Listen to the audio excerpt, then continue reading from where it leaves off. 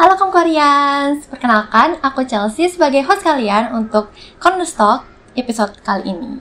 Nah, Cornerstock merupakan program bulanan yang diadakan oleh Kompas Corner. Nah, untuk tema kali ini adalah penyimpangan dunia digital. Di episode kali ini kita akan ngobrol bareng dengan Kak Tyler yang dimana merupakan mahasiswa yang berani mengangkat isu sensitif di media sosial. Oke, halo Kak Tyler. Halo Kak. Selamat datang ya di Cornerstock. Iya. Sebelumnya terima kasih sudah meluangkan waktunya untuk bergabung dengan kami. Ya, sama-sama Kak. Aku pengen mention nih Kak tentang video yang lagi viral di kalangan mahasiswa UMN. Mungkin boleh ceritakan dulu kali ya kontennya apa aja. Ulang ya. Nah, di channel kita itu kebetulan video pertamanya itu mengangkat kasus dan tema tentang pedofilia, di mana kita menjadi salah satu seperti menyamar gitu, menjadi anak kecil dan mencari pelaku-pelaku pedofilia tersebut. Nah, di mana setelah dapat kita mewawancarai secara nggak langsung terhadap pedofilianya, lalu kita memberikan edukasi terhadap viewers dari channel tersebut. Sebelumnya kita sempat mikir untuk bikin konten-konten dengan tema lain, tapi mungkin untuk next video aja. Oke. Itu aja sih Kak. Berarti apa sih niat kakak dan tim kakak nih ya untuk ngebuat konten ini sebagai isu yang penting banget ya kan, sensitif banget nih ya isunya yang dibawa. Apa sih yang membuat kalian membuat konten ini dan lebih ke arah aktivisme sosial atau jurnalisme warga? Nah, yang pertama itu niat kami membuat konten itu karena banyaknya kasus-kasus kekerasan seksual terhadap anak di bawah umur di Indonesia. Lalu ada salah satu dari tim Naber yang menjadi korban juga, di mana aku cerita sedikit ya, di mana pada saat dia SMP itu, kepala sekolahnya itu bisa dibilang tertarik terhadap sesama jenis dan di bawah umur. Nah, korbannya itu tim Naber sendiri itu sering diajak ke ruangan kepala sekolah, diajak ngobrol, dan itu pembahasannya itu sedikit mengarah ke seksual gitu. Nah, setelah itu kita sadar bahwa di Indonesia ini bahkan orang-orang penting seperti kepala sekolah bisa ngelakuin hal seperti itu ya. Jadi kayak serem banget gak sih? Iya. Nah, jadi dengan urgensi itu kita berani deh buat nangkep pedofilia itu, walaupun kita nggak bisa bawa secara hukum, belum mungkin. Dan juga yang kita lakuin ini lebih ke social activities, aktivitas sosial gitu. Itu aja sih Kak. Oke. Berarti tadi latar belakangnya itu karena pengalaman pribadi ya. Iya, benar. Jadi kalau gitu apa yang memotivasikan kakak dengan tim kakak ini untuk sampai bisa ngungkap pelaku ini ke internet? Yang memotivasi kita itu pertama memberikan efek jera ya terhadap pelaku pedofilia tersebut. Apalagi mungkin mereka karena ngerasa nggak terlalu terancam, mereka berani ngelakuin kan. Nah, setelah itu kita sempat dapat referensi dari YouTuber luar. Nah, di YouTuber itu juga berani ngungkap untuk memberikan kesadaran terhadap pelaku-pelakunya kan, biar lebih ada efek jera, lebih takut, lebih mikir berkali-kali untuk melakukan hal tersebut. Itu aja sih Kak. Berarti gimana perasaan kakak pas tahu video ternyata viral gitu ya, ternyata banyak yang nonton. Gimana sih perasaannya pas tahu jadi rame di YouTube banyak yang nonton? Ya, pertama tim Naber pastinya seneng banget nih. Dan kita tuh nggak pernah expect sama sekali bakal segede ini. Soalnya video pertama dan kita mungkin persiapannya belum terlalu perfect gitu kan. Lalu kita semenjak videonya viral dapat komentar-komentar netizen yang positif, kita senang juga kita bisa berdampak terhadap masyarakat sosial, ngasih edukasi tentang pentingnya menjaga anak-anak masyarakat Indonesia itu di sosial media. Ya gitu. Oke Kak. Jadi karena kan konten ini mengangkat isu yang sangat sensitif ya, pasti ada rasa takut ya pas proses pembuatannya tuh. Jadi apa aja sih Kak yang bisa diceritakan nggak? Apa aja rasa takutnya? Nah, yang pertama itu karena kita masih awam dan masih pertama kali buat video konten seperti itu, kita ngerasa khawatir soal di dalam hukum gitu. Oke. Nah, kita takutnya kita melanggar beberapa hukum yang ada di Indonesia dan menjadi backfire atau serangan balik terhadap kita. Dan yang kedua itu secara personal ke pelakunya. Kita kan nggak tahu ya sifat-sifat pelakunya gimana, apakah dia punya orang dalam yang bakal kayak menargetkan kita, mencelakai kita gitu kan. Terus kita ngerasa kalau kita itu masih mandiri kan channelnya, nggak ada backup, nggak ada bantuan dari pihak manapun, pihak berwenang manapun. Jadi kita khawatir ke situ aja sih. Soalnya sebagai YouTuber awal yang baru terjun ke dunia YouTube dan ngelakuin hal seberani ini, itu sih paling menantang dan berisiko banget sih. Benar-benar. Iya. Berarti setelah kakak ngupload video ini tuh ada nggak sih tantangan terbesarnya? Mungkin ada kayak mungkin dari tim kakak, mungkin juga tantangan terbesarnya apa aja setelah terupload gitu ya videonya? Menarik sih. Nah, pertama dari tantangan tim ya. Kebetulan kami itu semua masih menjadi mahasiswa kan. Nah, ada beberapa waktu kita planning buat meeting, bahas soal video ini, bahas soal upload segala macam, itu bentrok dengan jadwal-jadwal kuliah kami. Itu salah satunya. Dan kedua itu tantangan di channel ini tuh kita tuh harus benar-benar sangat teliti tentang resiko, tentang hukum yang akan terjadi jika kita upload video tersebut. Dan kita sempat punya solusi sih untuk itu. Kita sempat ngobrol sama pihak-pihak yang ngerti soal hukum, yang lumayan berpengalaman di soal hukum, untuk konsultasi tentang mengenai video ini. Oke. Dari tadi kakak cerita nih tentang pengalaman kakak, itu pengalaman pertama kali atau mungkin sebelumnya ada kasus-kasus serupa juga yang kakak pernah ngalamin? Oke. Kalau untuk pengalaman video di YouTube ini baru pertama kali sih kebetulan.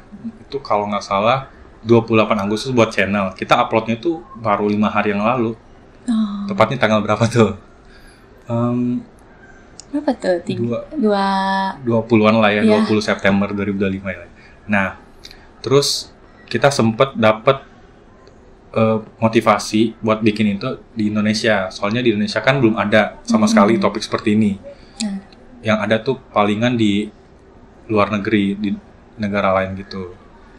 Itu. Oke. Jadi karena dari konten kakak ini tuh sebagai mahasiswa kali ya kakak ya nih ya. Kita nemuin praktik ini cukup mencurigakan gak sih lewat aplikasi gitu kan, serem ya kita ngerasanya. Menurut kakak nih, kenapa sih mahasiswa bisa punya peran penting dalam mengungkap hal-hal tentang kayak kasus ini? Menurut aku ya, nggak cuma mahasiswa sih yang punya peran penting. Mungkin semua orang, masyarakat, terutama yang punya keluarga. Apalagi keluarganya di bawah umur kan. Nah, itu mereka tuh harus banget sadar bahwa ini itu bukan hal yang bisa disepelekan kan. Kayak mereka tuh berkeliaran. Bahkan kalian nggak tahu di lingkungan kalian, mungkin nggak jauh dari kalian ada pelaku yang seperti tersebut kan, yang pedofilia. Betul. Ya, jadi aku ngerasa selain mahasiswa, semua orang harus tahu bahwa ini penting. Harus berani ngambil peran buat ngungkap hal tersebut. Oke. Itu sih. Oke kak, jadi ada nggak sih komentar yang paling berkesan buat kakak, apa aja? Oke, nah dari komentar sih, kalau spesifik satu komentar nggak ada sih. Tapi ada banyak banget komentar yang nge-support kita, semangatin kita buat next video, dan juga ngasih saran. Ngasih sarannya itu seperti mereka tuh ngerasa kalau tim Naber ini terlalu berani buat memaparin wajah muka di YouTube-nya. Nah, mereka ngasih saran kalau kita tuh mungkin bisa menggunakan masker atau topeng di next videonya kan. Nah, juga ada salah satu komentar itu dia nge-shout out PHI. PHI itu Pedophile Hunter Indonesia. Oke. Nah itu menurut aku berkesan banget sih. Soalnya jika ada bantuan dari PHI kita bakal sangat terbantu sih. Itu aja sih Kak. Oke.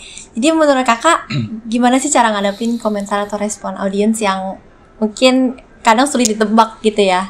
Kayak mungkin bisa jadi positif, jadi negatif. Gimana nih Kakak ngadepinnya? Kalau untuk komentar yang negatif sih, selagi nggak membahayakan channel kita atau yang nggak membuat channel kita itu terancam, kita nggak terlalu nanggepin sih Kak. Soalnya mungkin kita punya kesalahan nih, lalu mereka komentar negatif, pastinya kita bakal berubah lebih menjadikan itu pelajaran dan berubah menjadi lebih baik untuk video kedepannya. Oke, jadi nggak merespon lah ya untuk yang yang komentar negatif nih, lebih kayak untuk kedepannya aja gitu, gimana berubahnya. Oke. Jadi menurut Kakak apa yang bisa dilakukan masyarakat mungkin biar jadi lebih aware, lebih waspada, sehingga terutama anak-anak gitu ya lebih aware, nggak mudah terekspos bahaya yang ada di internet. Nah menurut aku untuk masyarakat secara general, mungkin orang tua itu harus lebih ngontrol anaknya itu dalam bersosial media. Aku ada saran sih.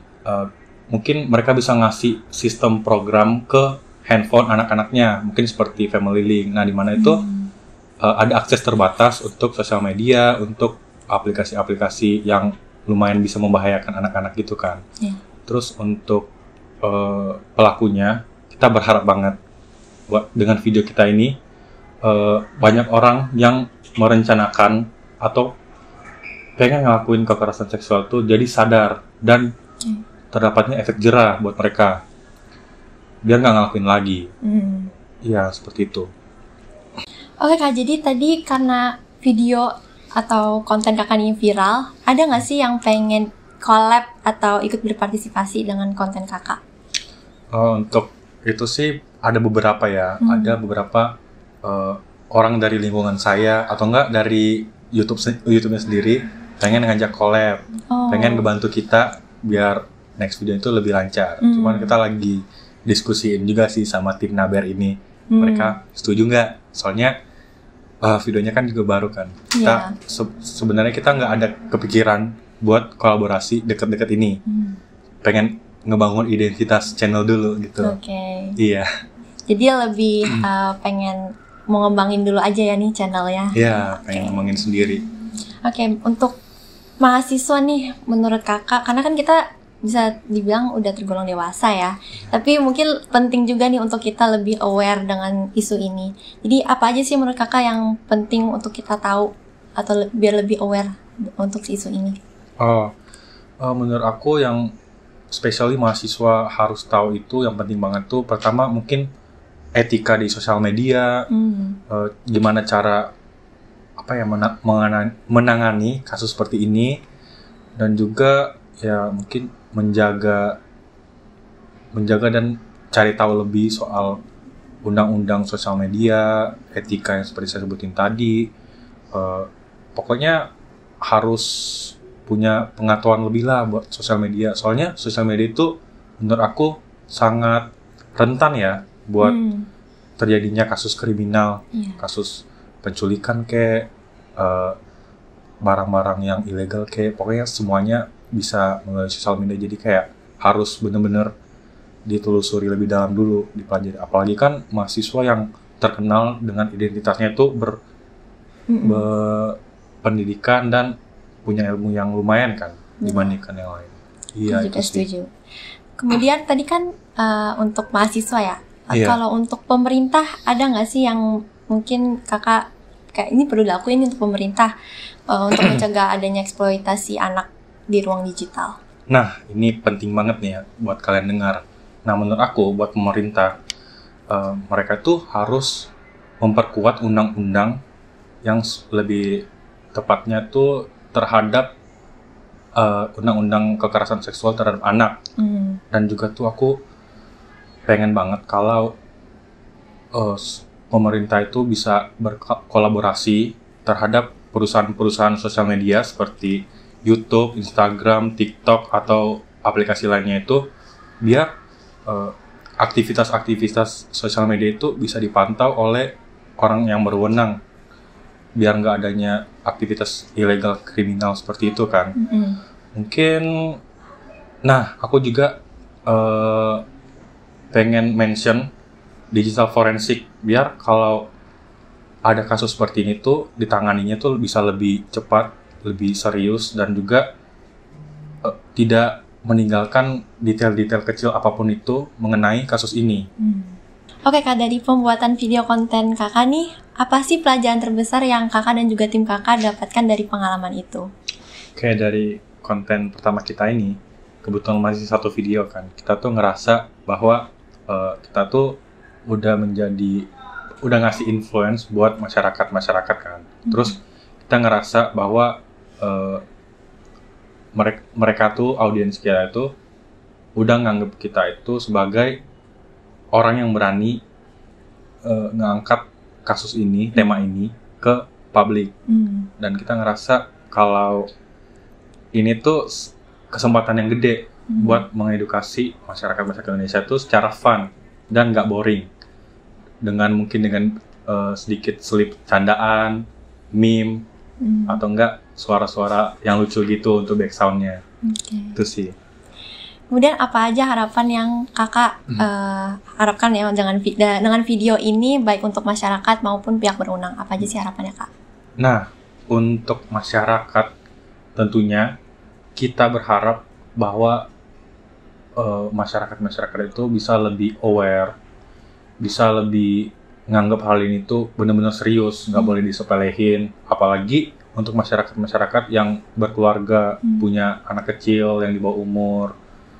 Dan juga untuk pemerintah ya, untuk pemerintah ya kita berharap bahwa mereka tuh bisa ngangkat ini lebih serius lagi, lebih diperketat lagi soal kekerasan seksual terhadap anak di bawah umur gitu kan. Kita berharap mereka bisa mungkin memperkuat undang-undang tentang kekerasan seksual, perlindungan anak, dan kerjasama terhadap sosial media, perusahaan sosial media gitu, untuk bisa mengontrol aktivitas-aktivitas anak di bawah umur. Nah juga aku ngerasa, aku berharap ya dengan video kita ini, banyak orang yang sebelumnya memiliki rencana untuk melakukan hal kekerasan seksual itu, apalagi terhadap anak kecil, tuh bisa mengurungkan niatnya gitu kan, gak jadi. Kita berharap banget biar mereka tuh sadar dan punya efek jerah. Itu sih Kak. Kemudian untuk yang terakhir nih Kak, apa sih yang harapan Kakak untuk para pelaku yang Kakak sudah yang sudah terungkap ya di video konten Kakak? Apa aja sih harapan bagi mereka, dan meskipun Kakak sendiri nih gak memiliki kewenangan hukum ya bagi mereka? Ya benar. Itu harapan Naber ini, kita tuh pengen memberikan efek jerah dan juga kesadaran lebih untuk mereka itu. Ya seperti yang saya bilang tadi, semoga aja calon-calon pelaku itu mengurungkan niatnya. Mungkin dengan video ini, aku yakin ada beberapa orang yang sebelumnya memiliki keinginan untuk melakukan itu, jadi gak jadi ngurungin niatnya tersebut. Dan juga aku ngerasa untuk komunitas-komunitas kriminal seperti tadi itu bisa lebih takut, lebih mengurungkan niat-niat mereka, dan juga kalau bisa nggak ada lagi yang seperti itu. Oke. Baik Kak, terima kasih banyak untuk waktunya juga informasinya ya, karena menurut aku ini penting banget untuk dibahas, dan semoga teman-teman semua juga dengan informasi ini kita jadi menambah wawasan kita dan juga lebih aware dengan isu ini. Dan jangan lupa teman-teman untuk cek semua Cornerstock yang ada di YouTube kami, dan juga jangan lupa untuk subscribe dan juga follow Instagram kami @kompascorner. Aku Chelsea pamit undur diri. Ruang interaksi wadah inovasi. Terima kasih. Yeay.